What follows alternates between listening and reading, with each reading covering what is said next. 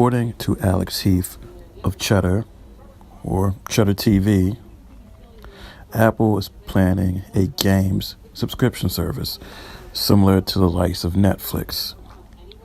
Apple has been working on this since about mid-2018, and they've been talking to game developers as to how they would like to go about it if it would be feasible.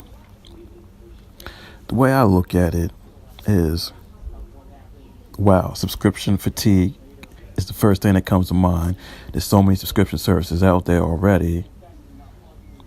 And the second thing that comes to mind is being a person that's liked to play video games over the years and has played, my fair share of games on an iPhone. I don't know how I feel about this subscription service. I assume there's probably going to be a monthly fee or a yearly fee.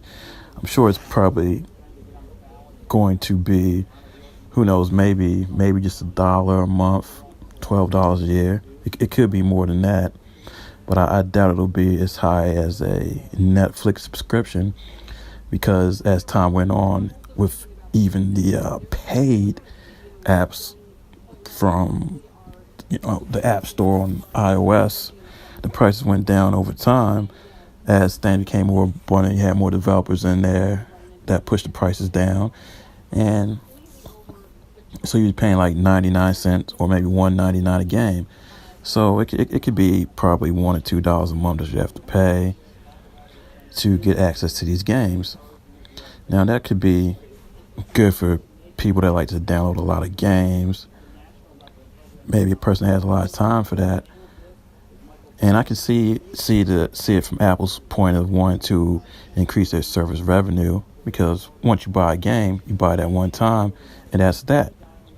And if you don't have microtransactions in the game for certain things, the developer can't get more money. Okay, I understand that. But as a consumer, I'm from the old school home gaming console. And I really hate to refer to like the Sega Genesis or even original PlayStation era as old school gaming, but I guess it is now. That, hey, you bought the game, that was that, and you can trade it in or sell it at some point, or you can pass it down to somebody, or somebody borrow it, something along those lines. But on the other hand, I understand with iOS, everything being on mobile phone, everything was digital downloads from the get-go. I get that. But I don't want to have to pay a fee later on down the line if I want to play an older title. Because right now with older titles, which I have on my iPhone 5C, which I keep around as a gaming device, I can go back and play some of the older games. And if those older games happen to have ads in it, okay, if the ads feature's still turned on, they can get some more money that way. Now I understand ads may not always be good for privacy, so I can definitely see a subscription service working in terms of, hey, no ads, but you pay this subscription fee anytime you want to use the game, be it monthly or yearly. I don't know how big of a market there is for it, at least with the games that currently exist on these smartphones.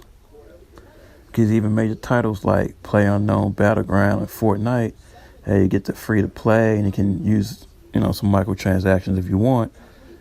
But it didn't require that type of subscription service. So with these subscription games, do microtransactions go away? Okay, that could be cool for some people that get involved with the microtransactions and don't feel like grinding to get certain things. That's cool. But at the end of the day, I'm really hesitant about it.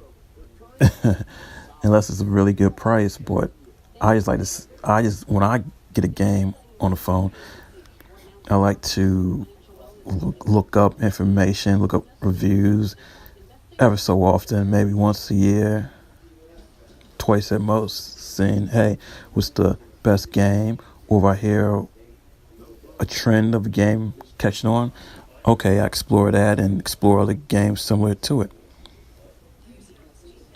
But I don't routinely say, hey, let me find this game. Let me try this, try this, try this, try this, try this, try this.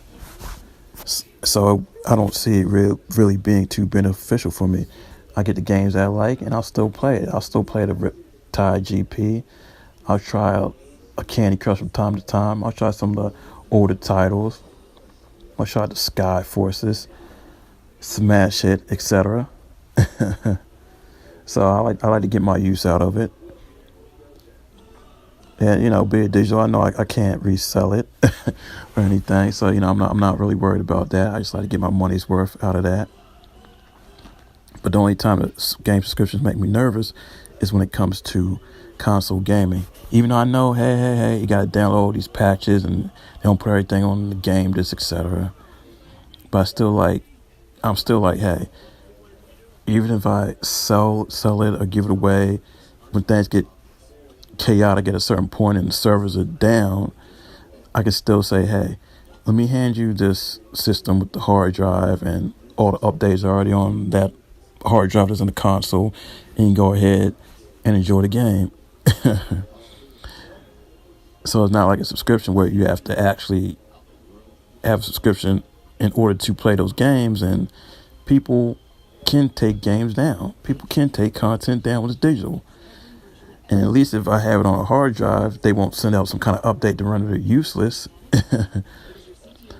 So when it's on that hard drive, hey, I still have it. I can still go back to it.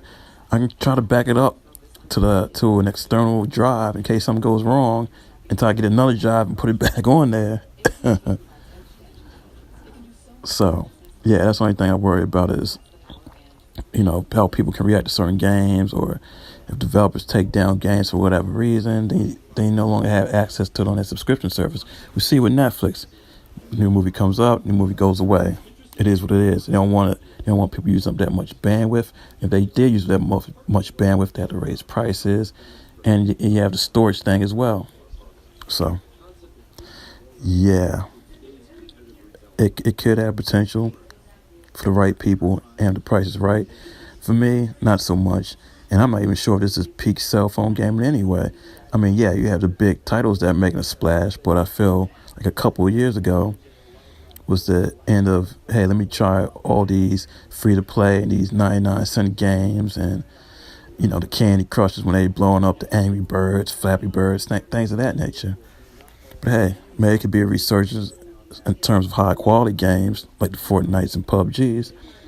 Okay, and that's why I think Apple is talking to developers, because they want to bring a high quality to it. Okay, cool. Hope they still have a paid for option, even if it's a little bit higher price, so I can go back and revisit those games on my iPhone or iPod Touch 7th generation, if that comes out. That's my take. Iceberg Jim out. Deuces.